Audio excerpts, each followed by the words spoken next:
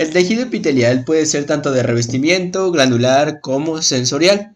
De revestimiento reviste a una superficie, a una luz o a conductos. El glandular se denomina glandular puesto que secreta, como por ejemplo la glándula salival o la glándula sudorípara. Y los epitelios sensoriales, pues su función es percibir.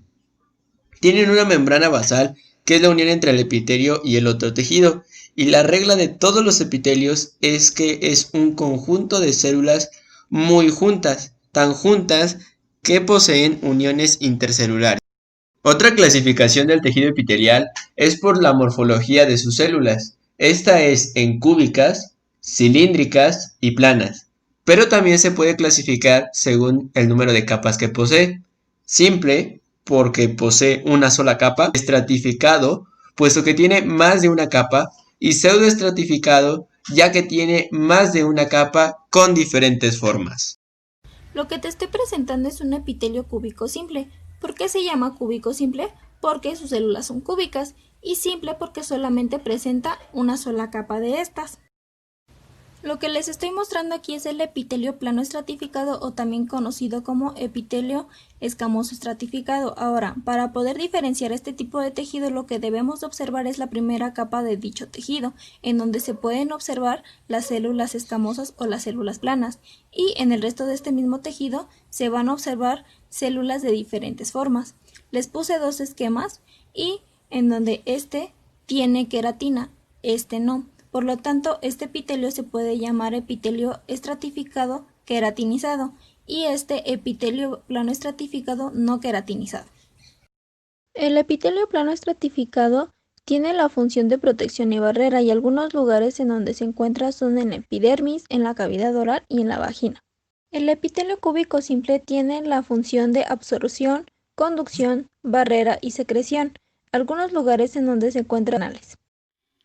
El epitelio plano simple se llama plano porque sus células generalmente son aplanadas y sus núcleos generalmente son centrales. Este tipo de epitelio se puede encontrar en el sistema vascular, por ejemplo en el endotelio, en algunas cavidades del organismo como en el mesotelio, en los riñones, por ejemplo en las cápsulas de Bowman, o en los alvéolos del pulmón. Algunas de sus funciones principales sirven como barrera en el sistema nervioso central, en la lubricación y en el intercambio de algunas sustancias. Como ya mencionábamos, hay lugares en donde pueden encontrarse ese tipo de epitelios, que es el epitelio plano.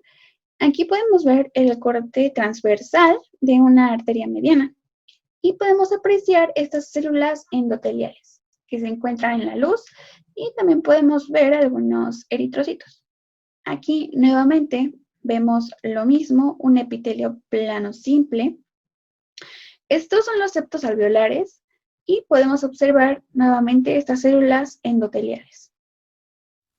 El epitelio cúbico estratificado se llama cúbico porque sus células son, como su nombre lo dice, cúbicas. Estratificado porque generalmente tiene de 2 o más estratos. En este caso, únicamente podemos ver un solo estrato. Este tipo de epitelios los podemos encontrar en los conductos de las glándulas exócrinas, en algunos conductos de las glándulas sudoríparas y también en la unión anorrectal. Su principal función es de barrera y de conducción. En esta imagen podemos ver un conducto glandular y podemos observar su epitelio, que es un cúbico estratificado. Mencionábamos que las células son cúbicas, vemos esta morfología, y decíamos que es estratificado porque tiene distintos estratos, de 2 o 3 estratos.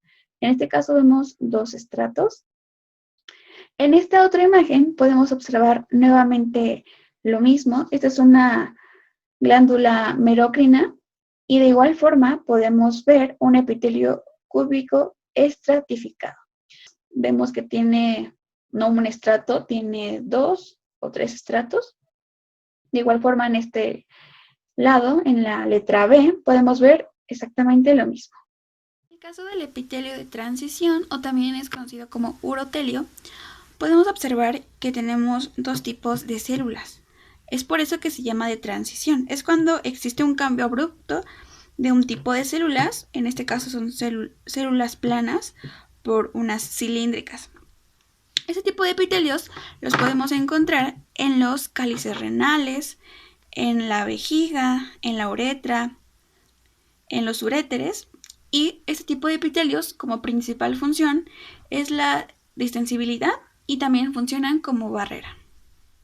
Mencionábamos que el epitelio de transición, o también llamado urotelio, iba a haber un cambio abrupto en la morfología celular, por una morfología plana, y aquí abajo podemos ver unas células cilíndricas en la parte de aquí abajo. Bueno, en este modelo lo que podemos observar es la muestra de lo que sería un epitelio cilíndrico simple. Repetimos, ¿por qué se denomina cilíndrico? Porque la morfología de sus células es cilíndrica. ¿Por qué se denomina simple? Puesto que nada más posee una capa. Una capa, también tenemos una sola capa de estas células cilíndricas. Una capa. Por eso se denomina un epitelio cilíndrico simple. Ya debajo del epitelio cilíndrico simple ya seguiría lo que viene siendo tejido conjuntivo laxo.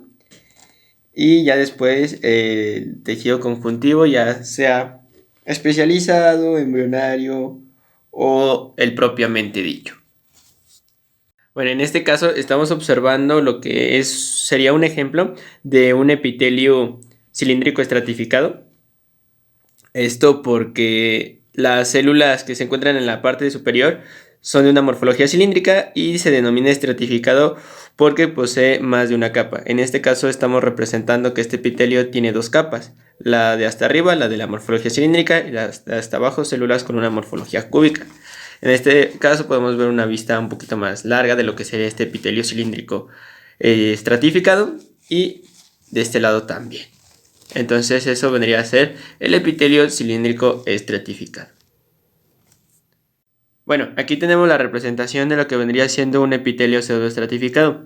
¿Por qué se le denomina pseudoestratificado? Bueno, porque estratificado porque posee varias capas, como lo podemos observar, y pseudo porque su morfología de las células no es la misma. Como podemos observar, tiene diferentes morfologías, no tiene una forma definida, por eso se le denomina epitelio pseudoestratificado.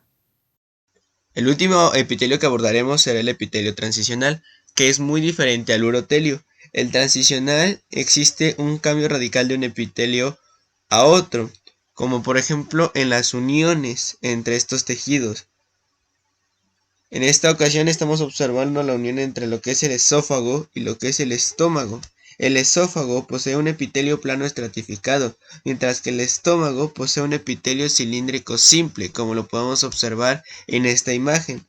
Un dato de estos epitelios transicionales es que aquí es común que inicien los cánceres. Ahora, para hablar de los estereocilios, bueno, estos igual son ligitiformes, son muy largos, igual tienen forma de dedos, y bueno, estos tienen filamentos de actina. Esto en su velo terminal.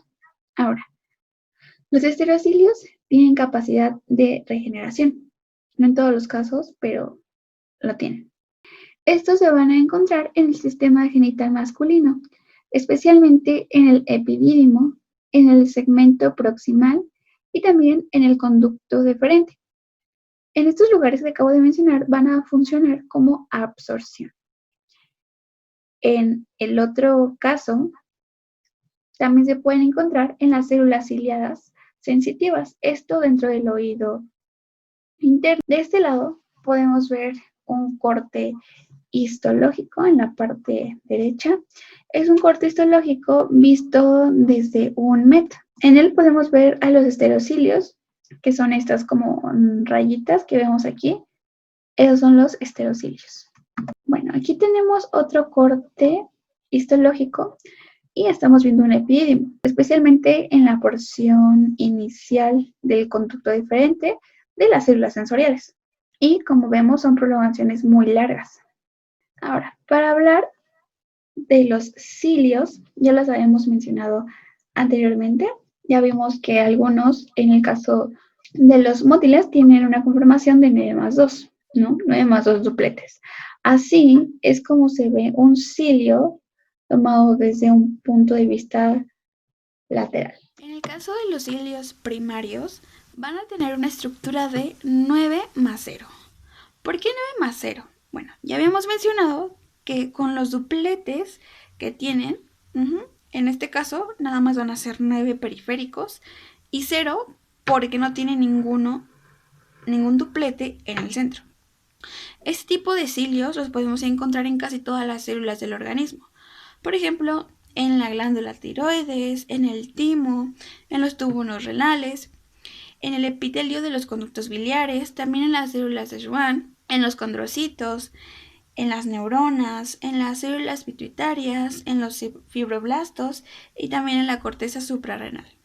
Su principal función de este tipo de cilios primarios, es que van a generar y transmitir señales desde el espacio extracelular hasta el interior de la célula. En este caso, igual tenemos un corte histológico visto en un microscopio electrónico, en un MET. En la parte superior podemos observar a los esterocilios. Cada uno de ellos tienen sus propios microtúbulos que van a formar al axonema, que es la estructura que les presenté hace un momento. Por último, tenemos otro corte histológico y podemos observar a su vez también este tipo de especializaciones apicales que son los cilios. En la parte más apical podemos observar cómo hay bastantes cilios en toda esta parte. Como ya se mencionó antes, una de las características más importantes del tejido epitelial era que sus células estaban demasiado juntas. Esto es gracias a las uniones celulares. Yo les voy a hablar sobre las uniones de la región lateral. Ahora vamos a comenzar con las uniones oclusivas u occludens. En ellas van a participar proteínas que son sostenidas o conectadas unas con otras precisamente para la unión de dichas células. Están lo que son las claudinas, que son estas de aquí, que tienen la función de formar aquaporinas, que son proteínas que permiten el paso de agua. También están las ocludinas, que dan soporte mecánico y forma el sello hermético. Estas dos anteriores forman la hebra de cierre responsables de unir el polo lateral de las células, como se está viendo en esta parte de aquí. También están las proteínas HAM, que funcionan por el reconocimiento de extracelular y unión de monocitos con el endotelio vascular. Están las PDZ, que son ZO1, ZO2 y ZO3, proteínas reguladoras de la unión y que permiten el anclaje de filamentos de actina, pero esto específicamente es solamente de ZO1, puesto que pues aquí se puede ver que la proteína es esta y los filamentos de actina son estos verdes. Hay que mencionar que cuando el paso del agua o el paso de electrolitos pasa a través de dichas células, hay dos diferentes maneras de hacerlo. Cuando se pasa entre célula y célula, va a llamarse paracelular, y cuando pasa este material entre citoplasma se va a llamar transcelular. Esto va a depender totalmente de la cantidad de claudina o de ocludina, puesto que ya se mencionó que la claudina permite el paso de agua. Es decir, entre más claudina haya en esta unión, más paso el agua, pero entre más ocludina haya, menor será el paso de agua. Ahora vamos a hablar de lo que son las uniones adherentes, que van a funcionar como soporte mecánico y mantienen fuertemente unidas a las células. Van a presentar proteínas de adhesión como son las CAM, que son las caderinas, las selectinas, las IGSF y las integrinas. Las caderinas se encuentran en el cinturón adhesivo y se vinculan con filamentos de actina. Las selectinas se suelen unir a glucoproteínas y median el reconocimiento de neutrófilos y sus rodamientos. Ahora, la caderina suele ser homotípica y las integrinas y las selectinas suelen ser heterotípicas. ¿Qué quiero decir con eso? Que las caderinas se unen a otras caderinas, eso es homotípico, y heterotípico sería que las selectinas se unan con otro tipo de proteínas. Ahora, en el cinturón adhesivo vamos a encontrar lo que es la actinina alfa, que da una organización de red, como se está viendo en esta parte de aquí, de color verde. Estas se van a unir a su vez con una vinculina, que es esta parte blanca de aquí. A su vez, esta se va a unir con la catenina, es esta parte de aquí naranja, y esta a su vez se va a unir con la caderina E, que es esta parte de aquí. Ahora, como ya vieron, de lo homotípico va a ser caderina con caderina, pero esto se va a unir gracias a el calcio. Vamos a pasar ahora con lo que son las uniones desmosómicas o macula adherens. Estas van a proveer una adherencia demasiado fuerte y proveen una ancla para filamentos intermedios. Los filamentos intermedios, como se está viendo aquí en el esquema, son estos morados. Ahora, van a haber dichas proteínas en estas uniones, como lo son la desmogleína y la desmocolina, que son estas partes de aquí, y van a permitir la unión en el espacio intracelular y van a formar la cremallera desmosómica. Como se está viendo aquí en el esquema, parece tal cual una cremallera. También va a haber la desmoplaquina y la placoglavina. Ahora, esta van a formar la placa de adhesión, que es esta parte de aquí, y se van a encontrar con los filamentos intermedios. Luego estas mismas se van a unir a la cremallera desmosómica, precisamente ahora sí para formar lo que es la unión celular. Finalmente vamos a hablar sobre las uniones comunicantes, que como su nombre lo indica, permite comunicar a una célula con otra. Es decir, que si una célula va a hacer alguna actividad, la otra también la va a seguir. Esta va a ser mediante la unión de 6 conexinas, que a su vez van a formar conexones, que son las estructuras verdes que se les está indicando en el esquema. Ahora, estas conexiones van a permitir el paso de sustancias o de electrolitos mediante la parte de en medio, al abrir o cerrar como se está mostrando en el esquema de la derecha. Bueno, ahora vamos a hablar un poquito de las especializaciones de la región basal. En este caso, la región basal va a ser esta parte que está por debajo de nuestro epitelio. Bueno, estas especializaciones de la región basal son 3. Lo que viene siendo la membrana basal, las uniones célula-matriz extracelular y los repliegues de la membrana celular basal. Comencemos con lo que es la membrana basal. La membrana basal está conformada por lo que viene siendo colágeno tipo 4, además de proteoglucanos, glucoproteínas y glucosaminoglucanos. Ahora, en el momento en lo que lo observamos en el microscopio electrónico, cambia su nombre, cambia por lámina basal. ¿Esto por qué? Porque se observa una lámina lúcida o una lámina densa. Y también posee mínimas cantidades de fibras reticulares, que recordemos, las fibras reticulares son de colágeno tipo 3. Mencionábamos acerca de que teníamos unas uniones célula con la matriz extracelular, las cuales eran las adhesiones focales y los semidesmosomas. En esta ocasión voy a tomar este cubo de Rubik como referencia para mi epitelio. Entonces me voy a concentrar en la región de la base, en la región basal. En esta parte vamos a tener a estas adhesiones focales. Estas se van a anclar con los filamentos de actina del citoesqueleto. Entonces aquí van a haber proteínas. Estos 3 colorcitos significan una proteína, que puede ser proteína transmembrana o proteínas citoplasmáticas. Entre la transmembrana tenemos a las integrinas y en las citoplasmáticas tenemos ya puede ser a la talina, a la paxilina o a la vinculina. Ahora cabe recalcar que solamente unen a los filamentos de actina en la región basal del epitelio o los microfilamentos. Bueno, mencionábamos otro tipo de unión célula-matriz extracelular, el cual se denominaba hemidesmosomas. Estos se anclan con los filamentos intermedios del citoesqueleto. Lo que quiero dar a entender con este modelo es una característica muy importante de estos hemidesmosomas, que es que le proporciona un equilibrio o una estabilidad a este epitelio. Todo este modelo vendría a ser el epitelio y estos palillos vendrían a ser esos hemidesmosomas que le proporcionan ese equilibrio. Además, también van a contener proteínas citoplasmáticas que forman una placa de adhesión intracelular y también proteínas transmembrana que se van a anclar a las fibras de colágeno tipo 17 de la membrana basal. Estas proteínas transmembranas serían las integrinas alfa 4 beta 6. Para hablar de los repliegues de la membrana basal, vamos a recordar un poquito cuáles son las funciones de esta membrana basal. Tienen funciones de adhesión del tejido conjuntivo, también ayuda a filtrar sustancias que pasan al epitelio o que provienen del epitelio. También funciona para brindar estructura y para ayudar a la señalización celular. Ahora, hablando sobre los repliegues de la membrana basal, generalmente se encuentran en células que transportan líquidos. Estos repliegues lo que van a ayudar es que van a aumentar las proteínas de transporte y también los conductos. Generalmente se encuentran en los túbulos renales proximales y distales y también en las glándulas salivales. En este caso, tenemos un corte histológico de un epitelio intestinal. Y bueno, así concluimos el tema de epitelios, esperando que esta información les pueda servir de mucho. Muchas gracias.